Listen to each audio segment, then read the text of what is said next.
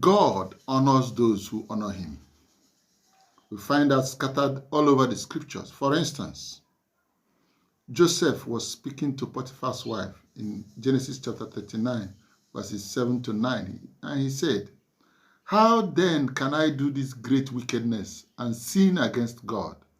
He recognized that the tempter was Potiphar's wife, the wife of his boss, Potiphar, but the sin was against God. That's honor. He honored God. And how did God pay him back? Very simple. From prison to palace.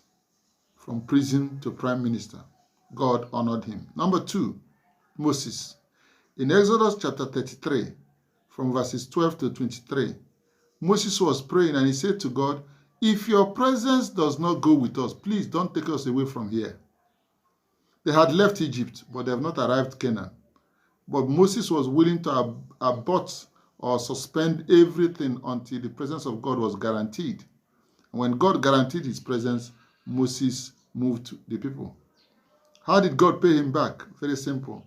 Even when Moses sinned, even when Moses committed an error of judgment, God did not allow his body to be taken away by the enemy.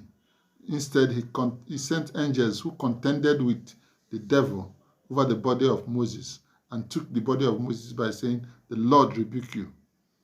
And then, even though we also know that God told him, "You will not enter the promised land," yet we know that during the revelation, the vision of the transfiguration of Christ in Matthew, we know that Moses and Elijah and Jesus met together, meaning Moses was in the promised land after all, even if in a spiritual body. Number 3, Saul and David. We find that when Saul sinned in 1 Samuel chapter 15, he told Samuel, say, "Please honor me. Please don't walk away like this. Honor me. People will be looking at you and be feeling something has gone tremendously wrong. Honor me. I have sinned, yes, but let me keep my honor and dignity and integrity among the people." He was not honoring God. And what happened? The kingdom was taken away from him. But when David sinned, in Psalm 51, he said, "God, take not away your spirit from me. Recreate in me a new spirit." He was interested in fellowship. He was interested in honoring God. He was interested in a relationship with God. And so God did not take his spirit away from him and said, "He's a man after my own heart." Then Paul again. We find out Paul suffered so heavily for the sake of the gospel, like Jesus told him. But we also find that Paul said, "That I may know him." This is a man who was a successful missionary, screaming, "That I may know him," and the fellowship of his suffering. He still wanted to know God, yet he had known God. And how did God honor him? God honored him by taking him to the third heavens in 2 Corinthians chapter 12 and showing him things that were beyond human comprehension, things that are not fit for man to utter with words. That's how God honored him. So God honors those who honor him. There is a man, his name is Buchi. God has honored him. Heavens have honored him. And man is rewarding him. How does this happen? We're going to be looking at it today. This same Buchi is a worship leader. He's an icon. He's a legend. He's God's ambassador in music.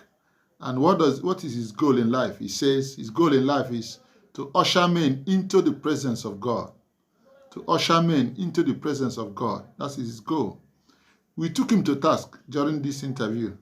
What does it really mean to be a worship leader?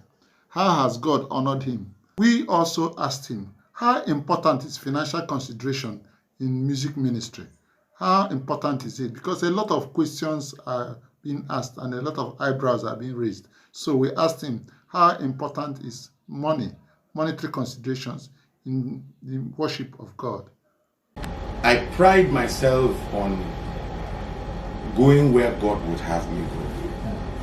I say to myself, the day will not come in the name of Jesus when money will determine where I go and where I don't go. May I hear God always, to be able to go where He would have me go. Do you know, I went to that ministry and we did our ministration, and then we got off the stage, and that man of God said to me, "So you came here?" I said, "He said, so you came?" I didn't think you would come. I've invited many others like you who refused to come. But for coming to this place, the Lord said I should tell you that this day, the door of international ministries is open to you. If you saw where this statement was made, you would laugh. You probably would say, if he had any authority to open the door, Why hasn't he opened for why himself? has he not opened for himself? Even the door of city ministry, why has he not opened for himself to even leave this place and go to a more decent place? But true. In fact, he said, for you to know that it is not a coincidence, it will begin from the southern part of Africa. 2 weeks after that statement, I was about to climb the stage in Johannesburg. They were waiting for me to come on stage. 2 weeks after that Sunday, I remembered the statement.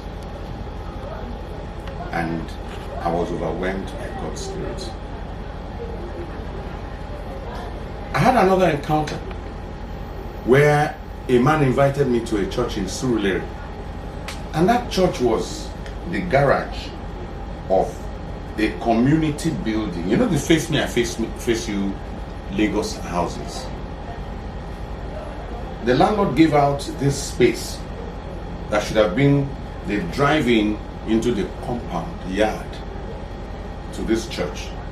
And so the wall of the church was the windows of the people living in that house. You understand? And so while we were in church, praising God and clapping hands, somebody was turning a soup pot. And inside the church, you would hear that sound of the soup pot, and then the woman would clear, come, come, come, come, come. Like the spoon on the edge of the pot. And then some in frustration for having a church by her window, she was singing some funny songs while the message was going on. It was that low. And because I wasn't promised anything, sometimes I would go with my band members to some places and pay them myself. But on this day, I didn't have any money to pay them, and I didn't want to haggle with them. So I entered my vehicle and drove alone to Ikate Surulere. I got to the church. How was I going to minister all alone? But when I got there, I told the drummer, just keep this rhythm, just keep it this way. Keyboard, just do this way. And I began to sing on my own. I don't know how it came out. I don't know how the sound, the music and everything came out. But I know that after the ministration, as I was leaving that church, a young man walked out with me. A little distance behind myself and the pastor, who outside the church gave me an envelope to say, thank you for coming, this is for your petrol. And the Holy Spirit said, don't take it. And I said, no. He said, no, you didn't ask for it. I'm the one giving you. I'm the one blessing you. And then he made a persuasive statement. He said, don't block my own blessing too. It's a seed to you. But the Spirit of God said, don't take it. So I said, no. Instead, let me have the fruit juice that someone had in her hand. So I took the fruit juice and I told him to not to worry about the money. As soon as the pastor turned, went back into the church, and I was about to get into the vehicle, the young man who was walking behind the pastor came and said, "Good morning, sir." And I said, "Good morning." It was about 11. I said, "Good morning." And he said, "I don't worship in this church, but I live 2 streets away from here. By 4 in the morning, the Spirit of God woke me up and told me not to go to my church, but to come here and wait for you." He said, "I know you have seen you on TV." And it was absurd. "Would you come here?" But the Spirit of God said to come here and wait for you. So I came here. I was here before you came in. I said, "Really?" These things are not stories, are not fables. You know, there are people who, when we say to them, "God told me," they look at you like your word. Does God still speak to people? But I'm telling you exactly what happened. And then the guy said, "The Lord said for me to tell you that you have been faithful and that He would announce you to the world. That you have been faithful in what He called you to do, and He would announce you Himself to the world." Look at this. Again, 2 weeks after that day. I had never been to the UK. My church wanted us to go to the UK for a program my pastor had in London, and so international passports of members of the music ministry were sent to the embassy, and they were all returned a negative. No, they didn't grant the passports. And so it was that the passports were being returned to the members. Evening,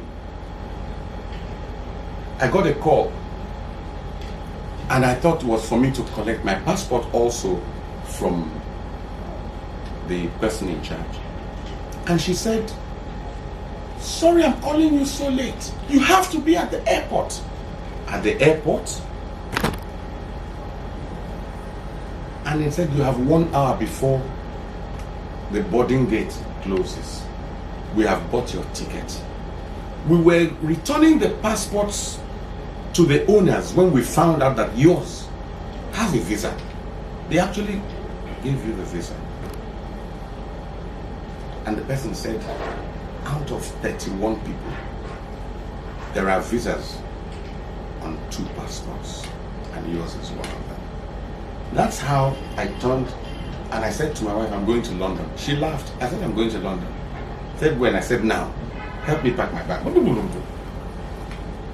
And I was at the airport, and I was airborne.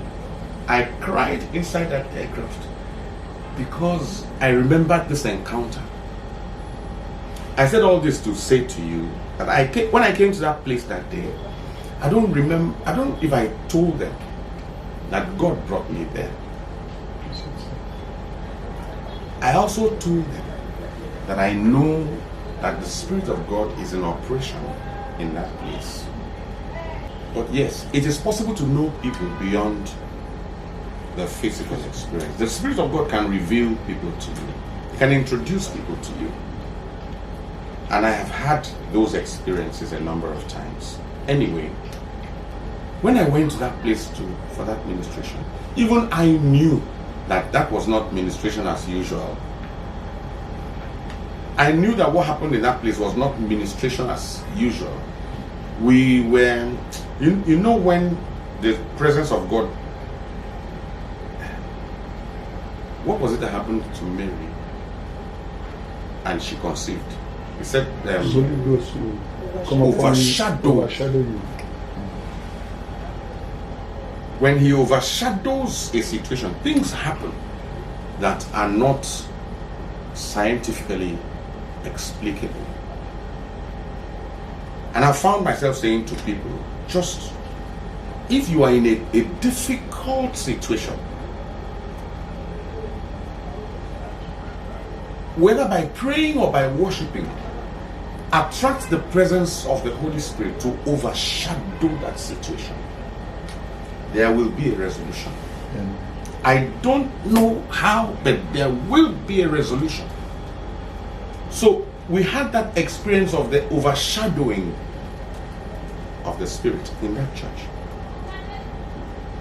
And even somebody who came with me, who usually goes for ministrations with me, was weeping during the ministration. I saw his tears flowing. I saw him, and a few days later, he just said to me, "What a time." It was a time with the presence of God, in the presence of God. That's what it was. And how much would they pay me?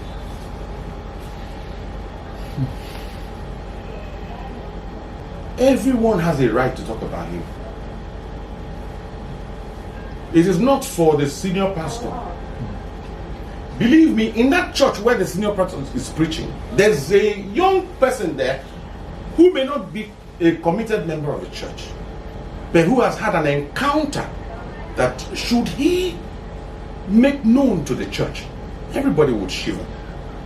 God reveals himself to people. And we have a responsibility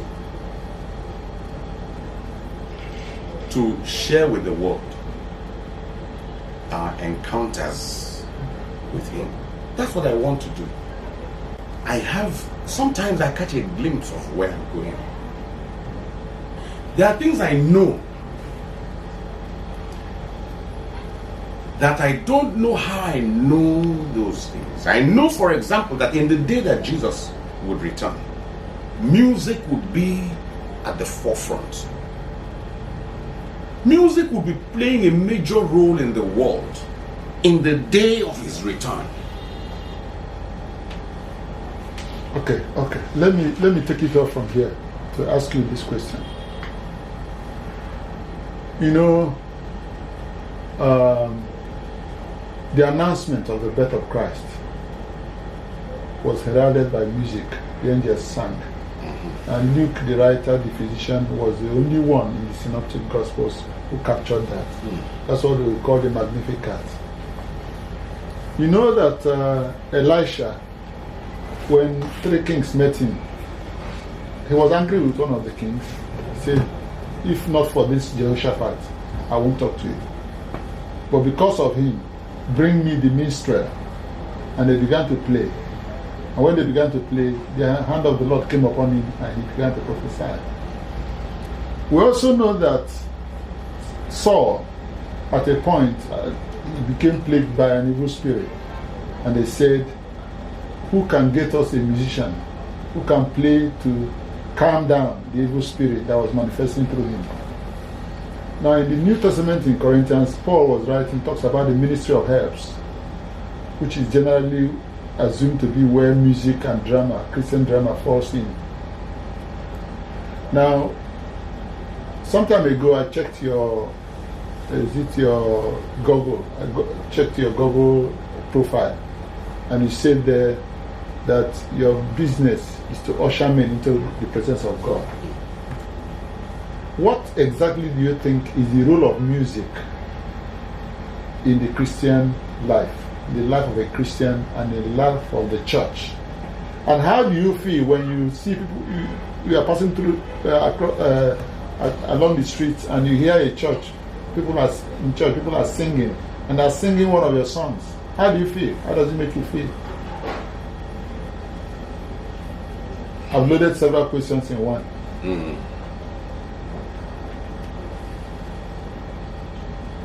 Thank you for pointing out what Luke took note of and record of that nobody else did, about the sound of music of the angels when Jesus was born. When, as he is returning, there will be music all over the world. A preponderance of music, and you're beginning to see it happen. Those days have gone when you had to make songs and pass through certain boards who would censor or evaluate, and then a record label puts you out. This is a day of self-publishing. And as a result, all kinds of music have filled the airwaves, negative and positive. Today, you know the way radio waves pass through every space, such that if you bring a radio set, it's transistor radio now, and we put it on, immediately you begin to hear sound. If it is not the sound of a particular radio station, it is of nothing. Tune it a little, you'll connect with the radio station. In the same way, you didn't know that here where we're talking, somebody, Brilla FM is talking, Ray Power is talking, Magic Radio is talking. They're all talking, but we can't hear them because we're not tuned in. In the same way, when you tune in, you hear sound. There are songs everywhere. Songs have filled the airwaves. If you're a worship leader, or if you're someone who worships when you pray, you would notice that you can go from song to song, even without planning it. You can go from song to song to song to song as you are praying. Sometimes if you're a worship leader also, especially you're on an instrument, a pastor can be preaching. He's preaching a message, and at a point you will come in with the music. He didn't tell you this is a song I want you to play. If you're a worship leader who is in tune with your pastor, a lot of times you know what to play. You know what music to introduce at each point in time, even without he telling you. And when you come in, it stirs him up. It stirs him up. There is a communication. There's a non-verbal communication that happens because music is spiritual. There is a preponderance of music, and this day, if we let it, if we don't capture it for the kingdom and for the Lord, other people are singing. Other people are singing. I saw one of them the other day on TV in a restaurant, and his teeth were colored black and gold and silver, and he looked like someone's attempt to paint Satan. And he was singing, and while he was singing, this young girl who came with his mother to the restaurant to have a meeting with a pastor, so most likely she's a Christian girl whose mother came to have that meeting with a pastor. The girl was watching TV and she was singing along what that guy on TV was singing. I sat in the corner, and the Spirit of God said to me, see the prophets of your time. See the prophets who are speaking into the life of your children. And he was referring to that musician. They are singing, they are speaking into the airways, and we are receiving them, either actively or passively, but still receiving. But we're receiving them. Our children are receiving them. You can buy airtime on Channels Television and preach your message. When it's time, you go. Another minister will take over and preach. When it's time, you shut down. And in their spare time, they play music. You see, these songs that they're playing are doing almost exactly the same thing that the preachers did. They are passing a message. And in their case, they are passing it even more pleasantly with sound and melodies, and people are receiving them.